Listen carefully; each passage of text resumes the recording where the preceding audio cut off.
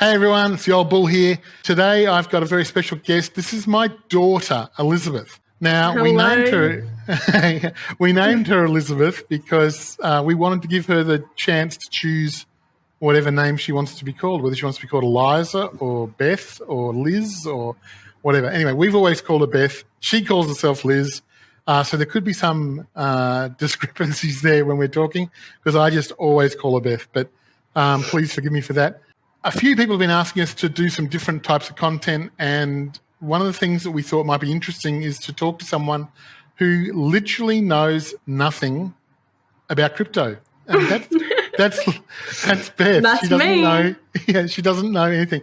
We actually gave her 2 nodes when we launched, and she still doesn't even know how to log in and check how many coins she's got or what that means. And it's just basically, we thought this could be really good content for you guys who aren't in the crypto space. There's people hanging on the outside, looking on the edges. And we thought, well, actually, it was Beth that came back to us and asked, could I be taught about what's going on? She's watched what both her brothers have done and getting involved. And maybe, Beth, we start with just who you are and what you do and bring us up to speed, what you actually know about crypto in general. Well, I really don't know much. I don't think I'm going to try explain it because I don't really know how to explain it. But Yeah, how old are you? What do you do? I'm 19 and I'm a hairdresser. I've worked full-time for 3.5 years now. And, yeah, we're pretty much making this because people like me, even me now with my family's, business, I have no idea what the fuck to do with it, and I want to learn how because even me, I'm the daughter of Old Bull, and I've got 2 nodes, but I still don't know what to do next, and there's a lot of stuff I can do next. So hopefully we can learn together. Well, that's the idea of this is that as I talk to you about stuff and you ask questions and we sort of fill those gaps in your brain, yeah, that might be helpful for other people that are out there who are in the same spot. I mean, crypto is such an alien world compared to the normal world we live in. Yeah, and so even me in my job, talking to any of my clients, pretty much 95% of them have no idea what it is. And it's just it's ridiculous because I feel like it's definitely the future. And I think everyone can see it's going to be the future. So we need to learn. Can you just grab Moo behind you and introduce Moo to everyone? And this is Moo. This is our little kitten. He's a new addition to the family. Fur baby. He's a little boyfriend. A little cow. really cute. He loves it. Well, I think we should talk about you. Just let's go back to 15 years old, thereabouts. You come into the lounge room and you say, "I want to leave school." She's getting really good marks at school. Both her brothers were getting A's. She was getting A's and B's, doing really well. School was easy. And she walks into the lounge room one day and just goes, "I want to leave school." And we're fairly progressive, Amanda and I, and we just decided, how do you handle this? Because you don't want your kids to leave school, obviously. And so we set her a challenge and said, if you want to leave school, that's fine. It's coming up to school holidays. Stay at school until school holidays. And then over school holidays, you have 2 weeks to get yourself an apprenticeship. If you can get yourself an apprenticeship, so in Australia, apprenticeships are where you get hired by a business and they give you the training to actually become a professional in that particular field. And so she took the challenge, and at the end of the 2 weeks, she had 2 job offers, 2 apprenticeship offers, and a 3rd person wanting to do a final interview for a job offer. And so we were absolutely horrified that she'd beaten us. And the rest is history. She left school and she's now working for a hairdresser, a really high-quality one. Whereabouts is that? That's in Doncaster in Melbourne. And yeah. So that's really good. So, and you love it, don't you? But yeah, I do love it. And that's another thing, with as much as I can do, I do the social media for my salon as well. And with COVID, I'm doing probably literally the best and the fastest I can do. But I also don't have time for a second job. And I want me and other people like me, like my friends and my boyfriend, he's a plumber and he works sometimes more hours in a day than I do, and I work a lot of hours, and we both still are on bare minimum. And it's just like, especially seeing like obviously opportunity with you guys. Yeah, well, I think that's something you said the other day, which really resonated, and this is where this series came from, because you said, I don't know how I'm going to get ahead. Yes, I can go and work up to my own studio, and I can end up hiring people and running a business, but we don't know yet whether that's going to be your forte. But certainly that was a concern for you, wasn't it? That you're already working a lot of hours, like hard yards. Exactly, and we still want to do what we love. Like, I want to do something I love doing. I don't want to just be in a shit job and be fucking depressed at work when we're literally at work all week, and then come home and be happy. Like, I want to do something I love, and like that's why I'll do hairdressing. No matter it's obviously not the best money, but I'd much rather do something that we love. And you're really good at it. Like, I mean, that's something. Yeah. But yeah, it is unfortunate. When you said that when you first started, hairdressing is not an easy career to make a living out of. But at 15, you didn't understand what that meant. So that's obviously the secret of hairdressing is to end up owning your own salon or chain of salons, and that might be an opportunity for you in the future. But right now, we don't know. But Beth's outlook there was really simple, and that was, I'm working a shit ton of hours right now, and I can see I'm not going to be able to get a lot of spare cash. And that we call that the rat race or the grind. When you're stuck in the rat race, you're going around and around the same thing, and even if you try and go faster and do more, you only make a little bit more. And Robert Kiyosaki talks about you got to get out of the rat race and get up to the next level. There's a level above the rat race where you own the businesses and you do that, and you got other people working the rat race for you, and you get to leverage. And what cryptocurrency does is cryptocurrency actually gets you into that leverage area sooner.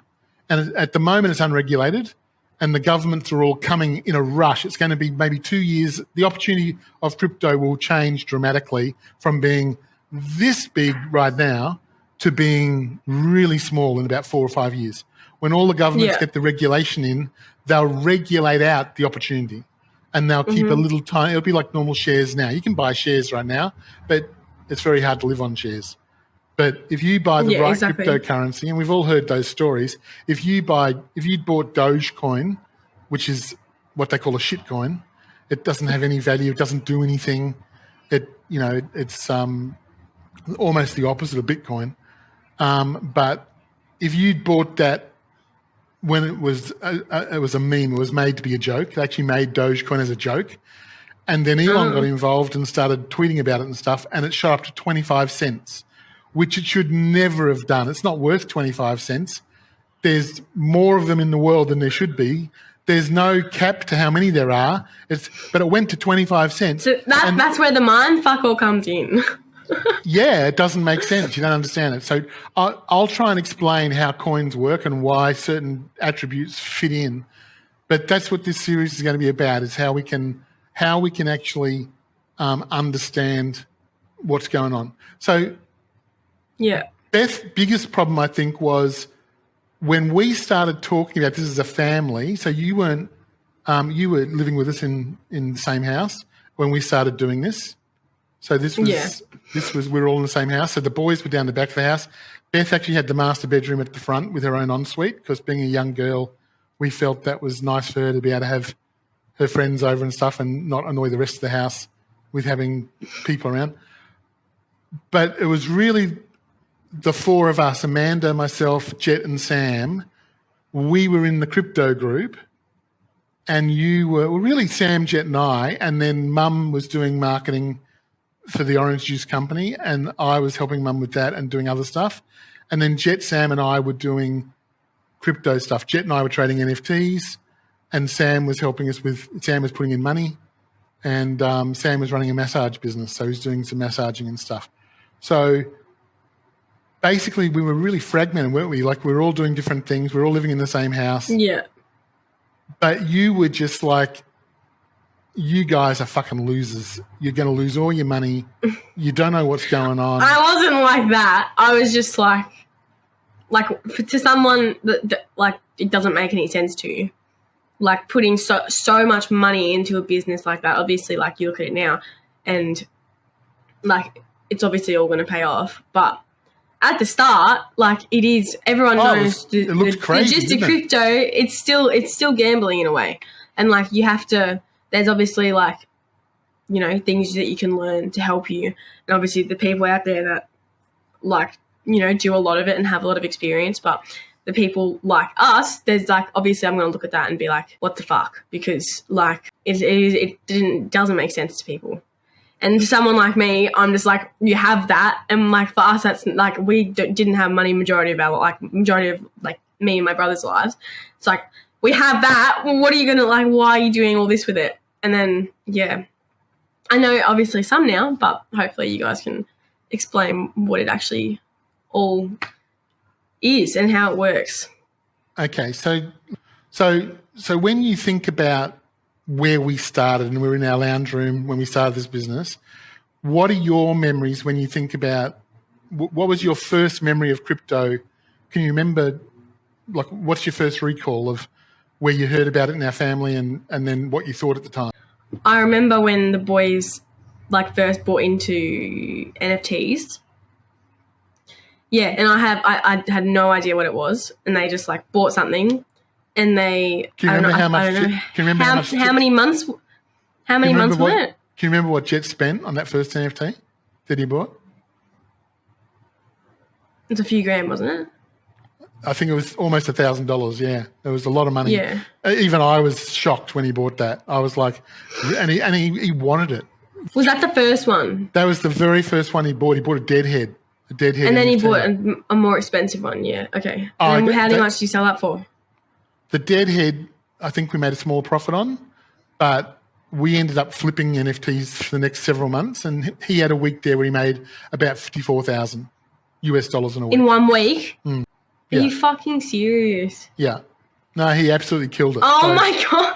And then there's more of that too. Like I didn't even know that, but there's more. Especially like even Mum said the other day, like when I fucking come home from working a 12-hour shift on Thursday and Jet sitting there like making like, I had no idea how, and he's just like flipping like nodes and NFTs. I'm just like, what the fuck? But obviously like I don't have any knowledge on it, but even someone with knowledge on it, like the fact that he did that much in such a short amount of time is insane. Yeah. I guess that's what encouraged you guys to do this. Well, I mean, like I used to teach trading to people back in the day, like stock trading, like 30 years ago. And one thing you know when you teach people is there's only a very, very small group of people that can make money trading. I can't. I mean, I can make a little bit, but I make about 10% per month. So, which is a good return, but it's not great. It's not get-rich-quick stuff, especially in traditional stocks. It's hard. And it's easy when you're making 10% a month and you got 100,000 in, well, that's good. You're making 10 grand a month. So that's actually good money. But it's really hard to get that 100,000 to put in. Yeah. So what crypto does is it leverages stuff out quite quickly. So you get to, instead of making 10%, you can, like on NFT, there were some NFTs we bought. We were buying them for $200 and we were selling them for $2,000 each. And we had 10 of them. So, yeah, and we were selling them for $2,000 each 3 days after we bought them. So 3 days? It was a wild... I was about to ask.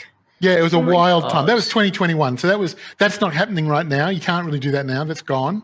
But that was... Yeah. So when you look back in history at the gold rush, the reason people moved to Ballarat, Australia, and they moved to California, America, was to follow the gold. There was a gold rush. Yeah. And that's what crypto was last year. It was an NFT rush.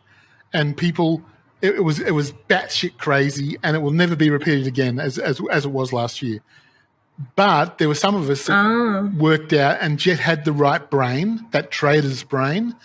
And between Jet and I doing the research and Sam supplying some of the money, we were able to leverage that very quickly.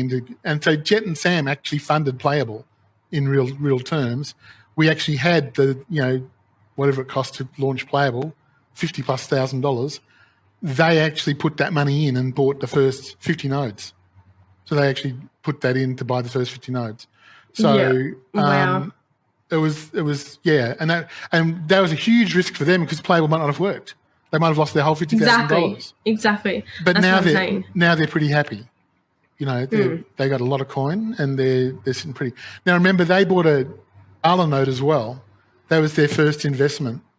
So outside of the NFT, so Jet's NFT, and that ended up going into, Sam was doing really well with his massage business, and Sam ended up, I think he had $30,000 saved or something, which was pretty good for a 20-year-old. And he said, what can I invest some money into? So we started looking at what nodes to buy, and that's where we found the Gala node. And they bought that for $6,000. I've been saying $6,900, but I actually looked it up yesterday. It's $6,700 US, and they paid half each. Jet paid half and Sam paid half, and that was their first investment into an actual node, which is. And we copied the Gala system and made Playable off the back of the Gala system, and we made some changes to it, which I'll explain another time. But that node they paid $6,700 for. It's now worth $96,000. All right. Now, you can't actually sell it right now, but that's what its value is. So they've turned $6,700 into $96,000, and that node produces coin for them every day. And they've sold some of that coin and already recouped around $40,000 to $50,000. We'd have to actually work out exactly what it is. And they've still got, I think, 50 or 60,000 Gala coin saved for when the price goes back up. So it hit 84 cents. God. The coin hit 84 cents. So they've got another $50,000 coming in coin, you know, in the near future. So that's a $6,700 investment, and they've turned that into, really, when they can sell the node, which will be next year probably, when they can sell that node, if they decide to sell it, they've turned that into a couple $100,000. So wow, it's a good turnaround. So just to finish off, if you were to explain crypto to someone without, like, if you heard the term elevator pitch, like a 3 or 4 sentence short little pitch, how would you explain crypto in general? Like, do you know what the first cryptocurrency was? Bitcoin. It was Bitcoin. So what can you tell me about Bitcoin? Do you know why it was invented? Do you know why the guy invented it? No, I just know that when it got released, there were a few people that bought into it, and those people are very successful now. Well, no one bought into it. So they didn't. No, coin was mined on a laptop. They bought coin though, didn't they? No, they just opened a laptop. Oh yeah, they mined Bitcoin on a laptop. Yeah, okay, I remember that. You didn't need a special computer on a laptop. You needed the smallest computer available, which was a laptop at the time, just a basic laptop like the one you've got, and you could open it, download the software, and next week you'd have Bitcoin in your wallet. It was free. Why? It was free because why? Because Bitcoin is set up to be a digital gold. It's designed to be a currency. And so the way you give the world a free currency is by making it free. So it's So how's it worth much, and how's it worth anything now though? Because, okay, there's a couple of elements. The first element is there's a limited supply. So there's only 21 million of them ever, and we're up to about 19 million at the moment. So the last 2 million are going to take about 50 more years to be delivered, and there's people mining them. And as the price goes up, so the price is currently around $20,000. Oh my God. So per coin. And some people had 30,000 of them in their wallet. So they'd mined them over those early years. And so now it's expensive to get into crypto mining. It's like it costs, like an ASIC miner that you need to mine Bitcoin and be competitive, costs about $3,000. And to be competitive, you'd need probably 20 of them. So to actually make Bitcoin money and like a living out of it. There's a mine being built here in the United Arab Emirates. The king of the United Arab Emirates, or the head sheikh out of Abu Dhabi, he's building a $2.5 billion water-cooled Bitcoin mine just to get those last 2,000 coins. He's going after those last 2,000 coins. So that's how much money is going to be in Bitcoin. Oh my God, he's going to be. Oh, Dubai's going to be worth a lot of money. That's for sure. Yeah, so they're going after those last coins because they're estimating that Bitcoin is going to be about 5 million a coin by 2030, 2035. 5 million a coin. Are you fucking serious? Yep. So shouldn't people be buying them now then? Well, getting those last two? Yeah, absolutely. What people don't understand about Bitcoin is you don't need to buy one Bitcoin.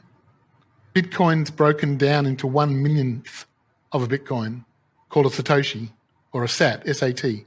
So Satoshi's the guy that invented it. So you can buy one SAT for 1/1,000,000th of $20,000.